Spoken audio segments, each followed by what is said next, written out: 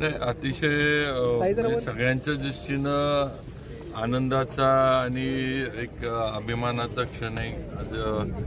आता अगदी हे काय म्हणायचं, शेवटचे 15 दिवस संमेलनात सगळे जे ते ह्याला आलेले आहेत आणि सगळ्यांना सगळीकडनं सहकार्य करून संमेलन हे यशस्वी तर होणारच, पण लक्षात राहील साहित्यिकांच्या, महाराष्ट्रातनं देशातनं येणाऱ्या सगळ्यांच्या, आणि काहीतरी सातारचं वेगळेपण आपलं ते या संमेलनातनं दाखवण्याचा आमचा प्रयत्न आहे.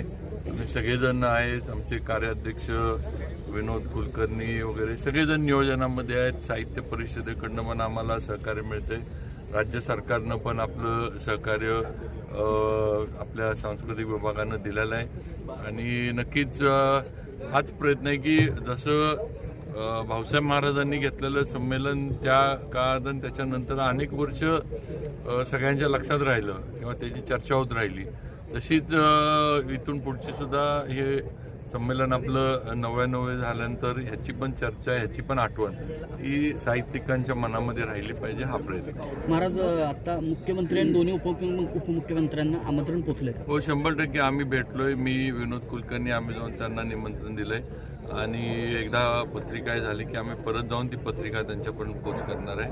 मुख्यमंत्री असतील, दोन्ही उपमुख्यमंत्री असतील, यांनी म्हणजे या संमेलनाला भेट द्यावी, त्याबद्दल त्यांच्याशी आम्ही चर्चा वगैरे जे एका बाजूला महानगरपालिकांच्या रणधुमाळी असेल, दुसरीकडं साहित्यिकांची ही रणधुमाळी, कसं आहे हो, आता हा मराठी साहित्य संमेलन हा राज्याच्या दृष्टीनं एक फार हे म्हणजे महत्त्वाचा हा सगळा कार्यक्रम असतो.